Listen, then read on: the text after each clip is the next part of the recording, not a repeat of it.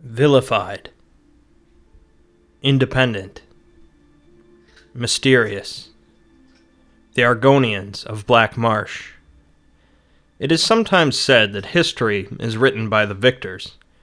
Regardless of the accuracy of that statement, within the Elder Scrolls franchise, it's often easy to see that history is written by elves and men. The greatest civilizations and the worst wars belong to those two species, with other races, such as Argonians, being continually marginalized. In this video, we'll go over the reptilian beast folk that primarily dwell in the swamp region of Black Marsh, and discuss their tragedies and triumphs. Unfortunately, very little at all is known of the early days of the Argonians, as they were not believed to be literate at the time that the elves spread across Tamriel, and thus were little more than footnotes in elvish journals.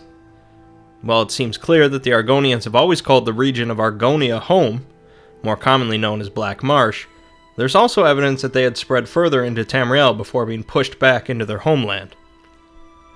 There were also other races dwelling in Black Marsh at this time, including other beast folk and some elves. For the great majority of Tamriel, however, the Argonians were viewed as vile savages living in a land of darkness and terror. Black Marsh, proudly referred to as Argonia, and derogatively known as the garbage heap of Tamriel, is the region in the southeast of the continent, although its actual size is largely unknown to most cartographers due to the density and thickness of its swamps and jungles. Surprisingly little is known of Argonian culture and infrastructure within Black Marsh, but overall it's believed by most outsiders to be a fairly backwater region, with little presence in the economic and political scenes of Tamriel. Attempts have been made throughout history to establish trade routes between Black Marsh and the rest of Tamriel, but they've all met with failure due to the time it takes for goods to travel out of the swampy regions.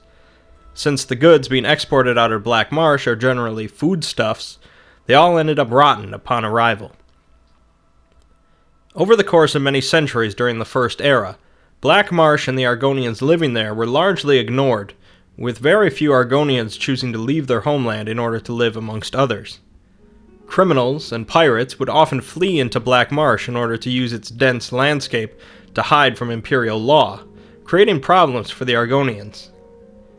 The Argonians came to understand that human culture was based around murder, pillaging, and slavery, and they grew to resent the Empire. The Empire was content to leave Black Marsh alone, but toward the end of the First Era, the Riemann dynasty came into power, with the intent of conquering all of Tamriel, including Black Marsh. Although the Argonians managed to organize an army in order to resist the Empire, they would end up falling beneath the might of the more powerful civilization, and Black Marsh was considered part of the Riemann Empire. Sadly, the most notable use that the Empire had for Black Marsh was to turn it into a prison state for their worst criminals. With the end of the Riemann dynasty and the chaos in the Empire that followed, the Argonians declared themselves independent, with little resistance from the crumbling Empire. With the loss of imperial protection, banditry and slavery returned to Black Marsh in full force, with the Dunmer of Morrowind dragging off whole tribes in chains.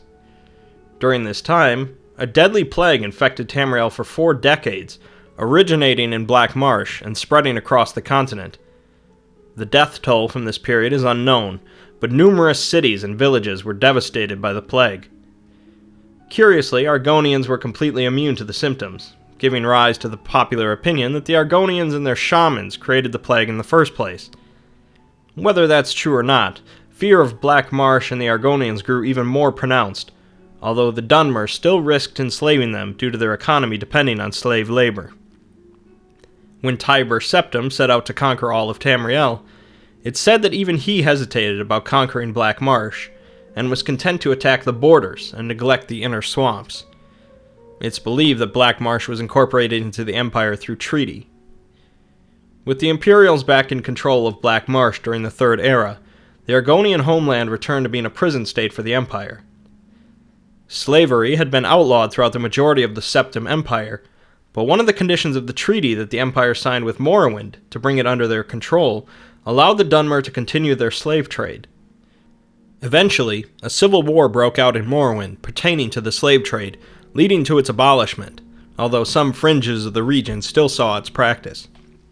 The majority of Argonians living in the depths of Black Marsh saw very little imperial rule, and it's debatable whether they even acknowledged it. The Empire kept mostly to utilizing the coastlines of Black Marsh, often using Argonian advisors to assist them. It's at this point that I would be remiss in discussing the Argonians without also discussing the Hist. The Hist are a specific type of tree contained within the depths of Black Marsh, although it's believed they were once spread across all of Tamriel and the rest of the planet.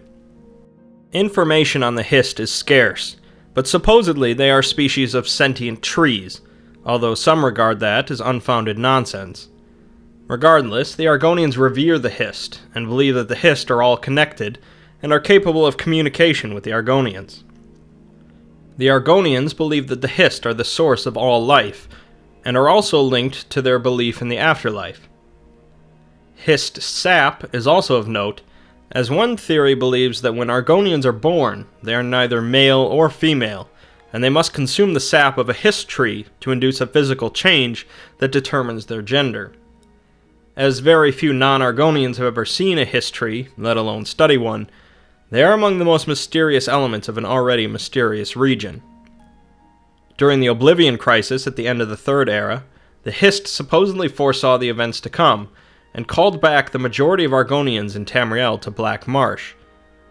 Apparently, the Hist proceeded to physically alter the Argonians, making them stronger, faster, and hardier.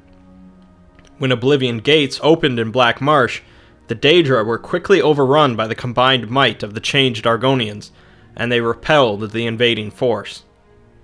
With the fall of the Imperial Empire once again, the Thalmor, the government of the Aldmeri Dominion seeking to restore proper elven rule to Tamriel, incited the Argonians into attacking Morrowind.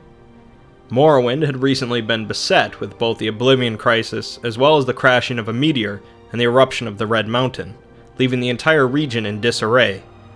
The united and powerful Argonians quickly swept across southern Morrowind, sacking many cities along the way. They made it as far as the Red Mountain before finally being stopped and repelled by a small army of Dunmer. Up to the current point in time for the series, the Argonians are still in control of southern Morrowind. As I mentioned at the start, Argonians have been marginalized, insulted, and enslaved throughout most of the history of the Elder Scrolls. They have fought for their secrecy and independence for centuries, possibly even resorting to spreading a plague in order to wipe out intruders. Until the release of another Elder Scrolls game to shine more light onto further events of the Fourth Era, it seems that the Argonians are in a more favorable position than normal, with no imperial yoke around their necks and controlling a significant portion of Morrowind. Of the living civilizations on Tamriel, it's easy to see that the Argonians are certainly among the most mysterious, but I hope this video has given some insight into the reptilian race.